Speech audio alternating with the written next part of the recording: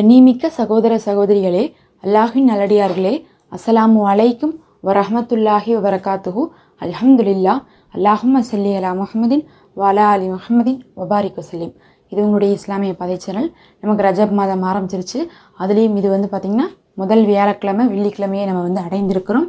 ரஜப் மாதம் அப்படிங்கிறது நம்ம நேற்றே சொல்லியிருந்தோம், புனிதமிக்க மாதத்தில் ஒன்றாக இருக்குது. நிறைய சிறப்புக்குரிய அமல்கள் இருக்குது. அதுலேயும் வியாழன் வெள்ளியில் வருதுன்னா நம்ம இன்னுமே பிரத்யேகமான அமல் செய்ய வேண்டும். மற்ற வியாழனுக்கும் வெள்ளிக்கும் இல்லாத அளவுக்கான முக்கியத்துவத்தை இந்த மாதிரியான வியாழக்கிழமை வெள்ளிக்கிழமையில நம்ம கொடுக்கணும். ஏன்னா புனிதமாக்கப்பட்ட மாதம்னா 30 நாளுமே புனிதமாக்கப்பட்டிருக்கோம். நம்ம 30 நாளுமே என்ன பண்ண மாட்டோம், விழுந்து விழுந்து அமல்லாம் செய்ய மாட்டோம். அதில் நம்ம இந்த மாதிரி சிறப்பான நாள் வரும்போது என்ன பண்ணுவோம்னா கவனம் செலுத்துவோம். மற்ற நாளில் இபாதத் செய்கிறதை விட வியாழக்கிழமை வெள்ளிக்கிழமை எல்லாருமே கொஞ்சம் அதிகமாக தான் செய்வாங்க. அதனால இந்த புனிதமாக்கப்பட்ட நாள் நேற்று தான் தொடங்கியிருக்கு. தொடங்கின கையோட வியாழன் வெள்ளி வந்திருக்கு. நீங்கள் 2 நாளுமே என்ன பண்ணிக்கோங்க, இந்த மாதிரி அமல்களை அதிகப்படுத்திக் கொள்ளுங்க. இன்றைக்கி நம்ம அதில் ஒரு ஆயத்து பார்க்குறோம், குர்ஆனில் வரக்கூடிய ஆயத்து. இந்த ஆயத்தை ஓதுவதன் மூலமாக நமக்கு வாழ்க்கையில் பிரகாசம் உண்டாகுது. அதுன்னு அப்படின்னு சொல்லக்கூடிய சொர்க்கத்திலிருந்து நம்மளுடைய வாழ்க்கைக்கு ஒரு பெரும் ஒளியை கொடுத்து நமக்கு இந்த வாரத்திலேருந்து அடுத்த வாரம் வரையுமே தேவையான எல்லா அருளையும் பெற்றுக் கொடுக்கக்கூடிய வசனமாக இருக்குது. இது சூரா காஃபில் வரக்கூடிய ஒரு சின்ன வசனம் தான். சூரா காஃப் அப்படிங்கிறது பார்த்திங்கன்னா 18வது சூறாவாக இருக்குது. குர்ஆன்லேயே வைத்து இந்த சூறாவுக்குன்னே தனி சிறப்புகள் இருக்குது. நம்ம பார்த்திங்கன்னா வியாழன் வெள்ளிக்கிழமை நாட்களில் இந்த சூறாவை ஓதணும்னு நம்ம பல அறிவிப்புகளில் பார்த்துருக்கோம். நாம் இன்றைக்கி அதுலேருந்து ஒரு ஆயத்தை மட்டும் தான் பற்றி பார்க்க போகிறோம். உங்களுக்கு நான் சொல்ல போகிறேன். ஆனால் நீங்கள் முழு சூறாவும் ஓதுறது கூட உங்களுக்கு இந்த நாட்களில் சிறந்தது. நபி ஸல்லல்லாஹு அலைஹி வஸல்லம் அவர்கள் ஓதியிருக்காங்க, ஒவ்வொரு வெள்ளிக்கிழமையும் இதை ஓதுங்கண்டும், இல்லை வியாழக்கிழமை மக்ரீப்லேருந்து வெள்ளிக்கிழமை மக்ரீபுக்குள்ளே ஓதிக்கோங்கன்னு சொல்லியும் பல அறிவிப்பில் நம்ம பார்த்துட்ருக்கோம். ஆனால் இந்த சூறாவை நிறைய பேரால் ஓத முடியாமல் இருக்குது. அரை ஜுஸும் இருக்கும் இந்த சூறா. அதனால் உங்களால் இந்த சூறா முழுதும் ஓத முடியாட்டினா கூட நீங்கள் என்ன பண்ணிக்கலாம்னா இன்றைக்கி நான் சொல்லக்கூடிய அந்த ஒரு வசனம், அந்த ஒரு வசனத்தை மட்டும் ஓதிக்கலாம்.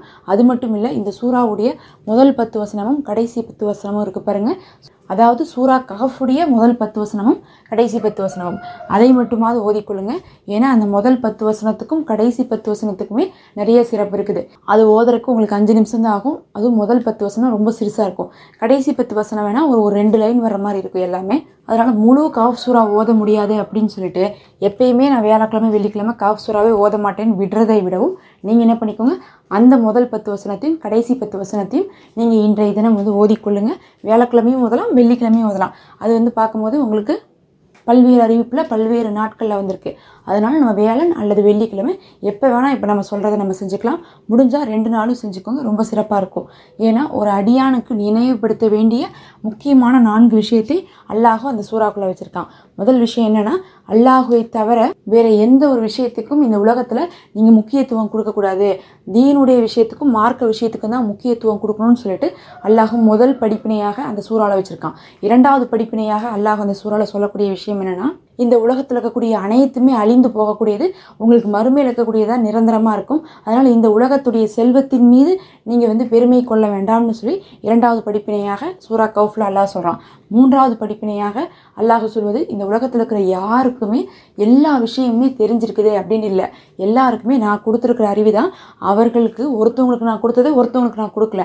அதனால் இந்த உலகத்தில் உங்களை விட சிறந்தவங்க கண்டிப்பாக பல்வேறு இடத்துல இருந்துட்டு தான் இருப்பாங்க அப்படிங்கக்கூடிய ஒரு படிப்பினையெல்லாம் சொல்கிறான். எதுக்காகனா, நீ எல்லாமே எனக்கு தெரியும் அப்படின்ட்டா என்ன நினச்சிப்பானா ஒரு மனுஷனுக்கு ஒரு அகம்பாவம் வந்துடும். அப்படின்னா எல்லாம் சொல்கிறான், நான் யாருக்குமே அப்படி படைக்கலையே, உங்கள்கிட்ட இல்லாத விஷயத்த நான் மற்றவங்கள்ட்ட கொடுத்துருக்கேன். நீங்கள் மருத்துவத்துறையில் நம்பர் 1 இருந்தால் உங்களுக்கு வேறு எதுவுமே தெரியாது. இதே இன்ஜினியரிங் துறையில் இன்னொருத்தவங்க நம்பர் 1 இருப்பாங்க. அதே மாதிரி பிஸ்னஸில் இன்னொருத்தவங்க நம்பர் 1 இருப்பாங்க. அந்த மாதிரி இந்த உலகத்தில் எல்லாம் அடைந்தவர்கள் யாரும் கிடையாது. அப்படி ஒருவரை நான் படைக்கவே இல்லை, எல்லாம் கொண்டவன் நான் மட்டும்தான் சொல்லிட்டு அல்லாஹ் படிப்பினை சொல்கிறான். கடைசியாக 4வது படிப்பினையாக அந்த சூறாவில் அல்லாஹ் சொல்வது என்னென்னா, நம்மளிடத்துல இருக்கக்கூடிய வாய்ப்புகளை பயன்படுத்தி அதை நல்ல முறையில் உபயோகப்படுத்தணும். அதாவது நமக்கு அல்லாஹ் ஒரு பதவி கொடுத்துருப்பான், நமக்கு ஒரு பொறுப்பை கொடுத்துருப்பான், நம்மளிடத்துல ஒரு சில விஷயங்களை கொடுத்துருப்பான், நமக்கு நிறைய சொத்தை கொடுத்துருப்பான், நிறைய ஆட்சி அதிகாரத்தை கொடுத்துருப்பான். எதையாவது நமக்கு ஸ்பெஷலாக அல்லாஹ் கொடுப்பான். ஒவ்வொரு மனிதனுக்கும் ஒவ்வொன்று கொடுப்பான். அதில் ஒரு சில மனிதர்களுக்குலாம் பெருசாக கிடைச்சிடும். அப்படி கிடைக்கும் போது அதுக்கு எப்படி நன்றியோடு இருந்து அதை நல்ல வழியில் பயன்படுத்தணும். அது கிடச்சிருச்சேன்னு சொல்லிட்டு நம்ம கெட்ட வழிக்கு போகாமல் அதை எப்படி மற்றவங்களுக்கு பிரயோஜனமாக பயன்படுத்தணும், அடுத்தவங்களுக்கும் நம்ம அதை உதவி செய்து நமக்கு கொடுத்ததை கொண்டு நம்ம நன்றி செலுத்தணும் அப்படிங்கிறதை அல்லாஹ் சொல்லுவான். இந்த 4 படிப்பினையை சூரா கஹஃப்ல அல்லாஹ் வச்சுருக்கான். ஆனால் அந்த சூறாவை நம்ம வியாழன் வெள்ளிக்கிழமையில் ஓதாமல் இருக்கும். இந்த 4 படிப்பினை ஒரு மனிதனுக்கு ஒவ்வொரு வாரமும் நினைவுபடுத்த வேண்டும்னு சொல்லி தான் நபி ஸல்லல்லாஹு அலைஹி வஸல்லம் அவர்கள் ஓதிருக்காங்க. அதனால தான் நம்ம சொல்கிறோம் இந்த சூறாவை முழுசாக ஓதிக்கோங்க. அப்படி இல்லையா முதல் 10 வசனம் கடைசி 10 வசனமாவது ஓதிக்கொள்ளுங்க. அதுவும் கூட முடியாட்டினா கூட இப்போ நான் சொல்லக்கூடிய இந்த ஒரு வசனம் ஓதிக்கோங்க. அந்த வசனம் தான் சூரா கௌஃபுடைய 110வது வசனம். ஃபமன் கான எர்ஜு லிகா ரப்பிஹி ஃபல் எமல் அமலன் சாலிஅன் வலா யுஷ்ரிக் பி இபாதத்தி ரப்பிஹி அகதா. அப்படின்னா என்ன அர்த்தம்னு பார்த்தீங்கன்னா, எவர் தம் ரப்பை சந்திப்பதை ஆதரவு வைக்கிறார்களோ அவர்கள் நற்செயல்களை செய்து கொள்ளட்டும், இன்னும் அவனுக்கிணையாக யாரையும் ஆக்க வேண்டாம். அப்படின்னா என்ன அர்த்தம், எல்லாருமே நம்ம நினைக்கிறோம் அல்லாஹ் நம்ம சந்திக்க தான் போகிறோன்ட்டு. அதை தான் அல்லாஹ் சொல்கிறான், எனக்கு மறுமை வரும், அல்லாஹ்வை நான் சந்திப்பேன் அப்படின்னு நீங்கள் நினைக்கிறது உண்மையாக இருந்தால் நன்மையை செய்யுங்க. அப்படின்னா நம்ம இது மூலமாக என்ன புரிஞ்சுக்கலாம்னா, மறுமையை நம்புபவர்கள், அல்லாஹ்வை நம்புபவர்கள், மறுமை நாளை நம்புபவர்கள், கேள்வி கணக்கை பற்றி நம்புபவர்கள், சொர்க்கத்தை நம்புபவர்கள், இந்த மாதிரி இவங்கெல்லாம் யார் பண்ண மாட்டாங்க, இவங்கெல்லாம் எப்படிப்பட்டவங்களாக இருப்பாங்கன்னா பாவத்தை கைவிடக்கூடியவர்களாக இருப்பாங்க. இப்போ நம்ம ஒன்று செய்கிறோம், அதுக்கு தண்டனை வரும்னு தெரிஞ்சால் நம்ம அந்த தப்பை செய்வோமா? எல்லாரும் அந்த தப்பை பண்ண மாட்டோம். ஏன்னா அதுக்கு தண்டனை வரும்னு சொல்லிட்டு நமக்கு தெரியும். இதே நான் இந்த தப்பு பண்ணாலும் இதை கேட்குற கால் இல்லைன்னா நம்ம அதை பண்ணுவோமா? கண்டிப்பாக பண்ணுவோம். ஏன்னா நமக்கு தான் கேட்குற கால் இல்லையே, யார் என்ன சொல்ல போகிறான்னு சொல்லிட்டு அந்த தப்பை பண்ணுவோம். அதெல்லாம் சொல்கிறான், மறுமையை நம்பாதவங்க தான் தப்பு பண்ணுவாங்க. நீங்கள் தப்பெல்லாம் பண்ணி போட்டு நான் மறுமையை நம்புகிறேன், அல்லாஹுவை நான் பார்க்க போகிறேன்னு நம்புகிறேன், என்னை அல்லாஹு எழுப்புவான், அல்லாஹு கேள்வி கணக்கு கேட்பான், இதெல்லாம் சொல்லி போட்டு செய்கிறதெல்லாம் ஹராமாக இருந்தால் நீங்கள் நம்பி பிரயோஜனம் இல்லை. அதனால் நீங்கள் மறுமையை நம்புபவர்கள் நன்மையின் பக்கம் நீங்கள் என்ன பண்ணுங்கள், விரைந்து கொள்ளுங்க. அதே நேரத்தில் எனக்கு இணையாக யாரையும் ஆக்காதீங்க அப்படின்னு சொல்லிட்டு அல்லாஹ் கொடுக்கக்கூடிய கட்டளை. அதுலேயும் நீங்கள் இது புனிதமிக்க மாதம், ரஜபுடைய மாதமாக இருக்குது. இந்த நாட்களில் நன்மையில் அதிகமாக நம்ம கவனம் செலுத்தணும். அல்லாஹுவை நம்பி மறுமைக்காக நம்ம இபாதத் செய்யணுங்கிறதை உணர்த்தக்கூடியதாகவும் இந்த வசனம் இருக்குது. இதை ஓதுறதுனால நமக்கு என்ன கிடைக்குதுன்னா, அதுன்னு அப்படின்னு சொல்லக்கூடிய சொர்க்கத்திலிருந்து மக்கா வரையும் இடைப்பட்ட உள்ள அத்தனை இடமும் இருக்குது பாருங்கள். மக்கா வரையும் இடைப்பட்டுள்ள தூரம் வரையும் அல்லாஹ் ஒரு பிரகாசத்தை கொடுக்குறான். அந்த பிரகாசம் பார்த்திங்கன்னா நமக்கு அடுத்த வார வெள்ளிக்கிழமை வரையும், இதை இன்னைக்கு ஓதிட்டு அடுத்த வாரம் ஓத வரையுமே நம்ம வாழ்க்கையில் இருக்கும். அந்த பிரகாசத்தின் காரணமாக நமக்கு வாழ்க்கையில் தேவைப்படக்கூடிய அனைத்து விஷயங்களுமே, உங்களுக்கு என்னெல்லாம் வேணும், எனக்கு வேலை வேணும், வசதி வேணும், வருமானம் வேணும், கண்ணியம் வேணும், கௌரவம் வேணும், எல்லாமே உங்களுக்கு அது கொடுக்கக்கூடியதாக இருக்கும். அதனால் இந்த ஆயத்தை நீங்கள் 3 முறை ஓதிக்கொள்ளுங்க. எந்த நேரம் ஓதணும்னு கேட்டிங்கன்னா, நம்ம சொல்லக்கூடியதெல்லாம் அதிகமாக குறிப்பிட்ட நேரத்துக்கு பின்னாடி தான் ஓதணும் அப்படிங்கிற மாதிரி இருக்காது. அதனால தான் நானாக என்ன சொல்கிறதுனா ஓதிக்கோங்கன்னு சொல்லிட்டு விட்டுறேன். நீங்கள் எப்போ வேணால் ஓதிக்கலாம். சிலர் கேட்குறீங்க ஃபரல் தொழுகைக்கு பின்னாடியான்ட்டு.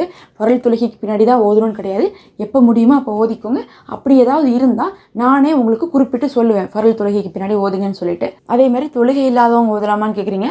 நான் சொல்லக்கூடிய அனைத்துமே பார்த்திங்கன்னா தொழுகை இல்லாதவங்களும் அதிகமாக செய்யக்கூடிய விஷயத்தை தான் நம்ம சொல்லுவோம். நீங்கள் இந்த வசனத்தையெல்லாம் ஓதலாம், குரான் வசனத்தை ஓதக்கூடாதுன்னு சொல்லிட்டு நமக்கு தடுக்கப்படலை. அதனால் தொழுகை இல்லாட்டாலும் ஃபோன் ஆப்பில் பார்த்தாவது என்ன பண்ணலாம், நீங்கள் ஓதிக்கொள்ளலாம். ஏன்னா நம்ம முதல் 10 வசனத்தை ஓதுங்க, கடைசி 10 வசனத்தையும் ஓதுங்க, அதுவும் ரொம்ப சிறப்பானதுன்னு சொல்லியிருக்கோமா. அந்த முதல் 10 வசனத்தையும் கடைசி 10 வசனத்தையும் தொழுகை இல்லாத பெண்கள் நம்ம ஃபோன் ஆப்பில் பார்த்து ஓதலாம்.